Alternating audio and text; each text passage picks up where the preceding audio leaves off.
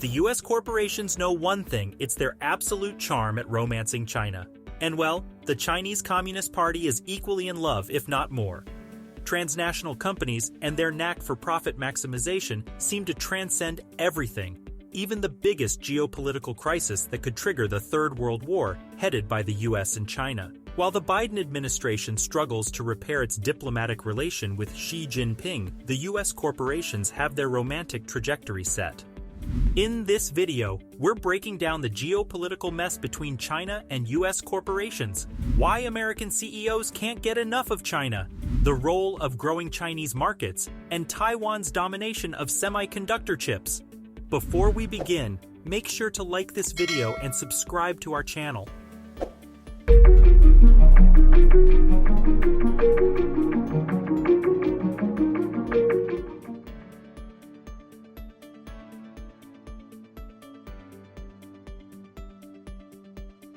It's explosive, turbulent, and super toxic. But the messy love affair between China and the US corporations is complicated. Occasionally, there are moments of tenderness that get lost in screaming contests. Let us explain this a bit.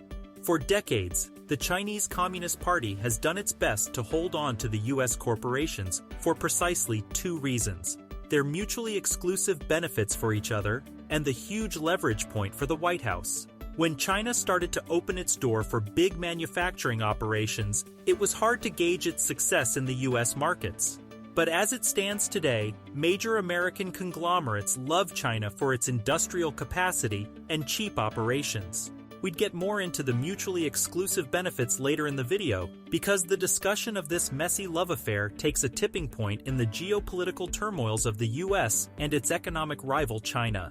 In the preceding years, China's extreme militarization of Taiwan and the South China Sea has triggered a harsh response from the US. Both countries found each other at crossroads when Nancy Pelosi's visit to Taiwan brought Beijing to the brink of an aggressive military campaign.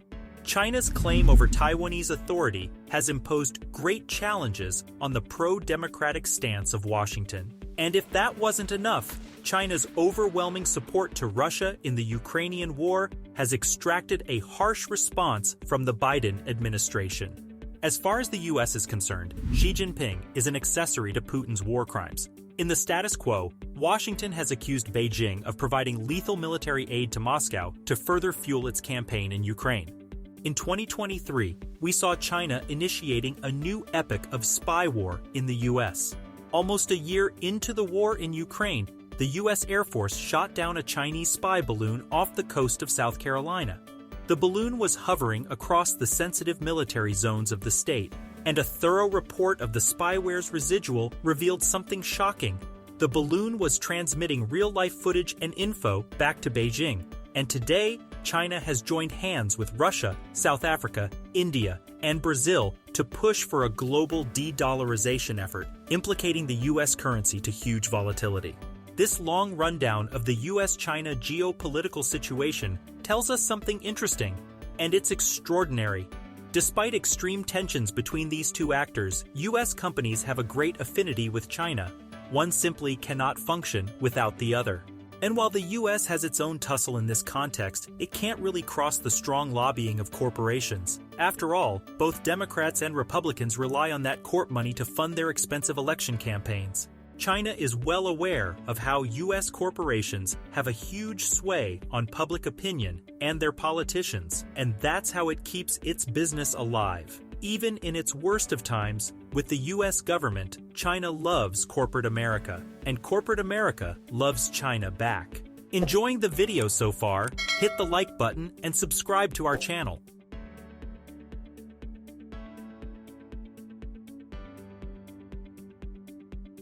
To be fair, this peculiar love affair has its own pitfalls, but it works. To put it simply, the relationship between Beijing and American CEOs is highly reminiscent of two romantic partners struggling through high codependency. At the end of the day, they choose to stick with each other because, well, there's no other option. Traditionally, the quintessential American CEOs have displayed high levels of patriotism that echo solid nationalist tropes. Henry Ford served the country by democratizing the car for the American people. Similarly, Ford's current CEO, Jim Farley, wants a homegrown production of EV batteries to cut the company's reliance on imports. But within these "I love America" sentiments, U.S. corporations are prioritizing monetary profits over war-making. Apple's CEO, Tim Cook, publicly admitted that China means the world to him. Elon Musk's 2023 tour of China echoed similar sentiments. In an explosive statement, Tesla's CEO declared that the US and China are intertwined like conjoined twins. And perhaps the most ardent fanboy of Beijing is JP Morgan's CEO, Jamie Dimon. The bank has an ever-increasing stake in China, as well as security firms and a mutual fund. Not to mention, Dimon has repeatedly clarified that his bank would continue to do business in communist China for better or worse. After Dimon's developing interest in politics, his infatuation for Beijing could be pretty dynamic. All in all, American CEOs are crystal clear about their reliance on China and its welcoming arms to run their operations. In the periphery, we're constantly losing the sense of "made in America," mainly because it's hardly true as of now. Apple has outsourced its manufacturing to Foxconn, a Chinese company. Following suit, companies like Walmart, Nike, IBM, and more have offshored their majority production to the superpower of the East. At the same time, JP Morgan has taken full advantage of the investment capacity that China offers. U.S. companies love China for several reasons. First off, China is the king of the developing world. Its loose strain on regulations and labor laws allows the companies to get away with a lot. Exploitative labor, low wages, sweatshops, insane working hours, and whatnot. Then, of course, China has an unbeatable prowess over manufacturing. Its currency is pretty stable, supply chains are quick, and best of all, the corporate tax is pretty low. And to put everything in retrospect, transnational corporations don't track morality and ethics. Do U.S. corporations care about the nonsensical, authoritative regime of the CCP, or perhaps the recent anti-state protests across China? Absolutely not. Corporations have one incentive only: a feasible and durable mechanism of profit maximization. And oh boy, the domestic market growth in China is absolutely insane.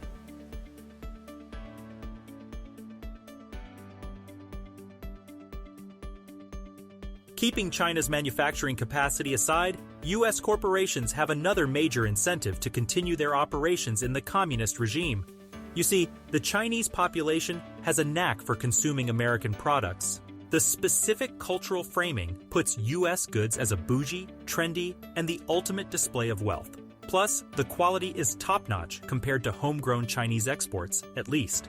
Companies like General Motors, Nike, Ford Motors, Microsoft, Boeing, Intel, and Apple have a huge market share in China. And that's not it. When it comes to fast food and caffeine intake, corporations like Starbucks, KFC, McDonald's, and Coca-Cola are thriving in China. Ever since the 1960s population boom in the country, U.S. corporations have experienced unprecedented growth in their market share. Plus, China is one of the fastest-growing developing countries in the world. No one comes close. Its sheer economic growth has expanded the middle class and elite sectors exponentially.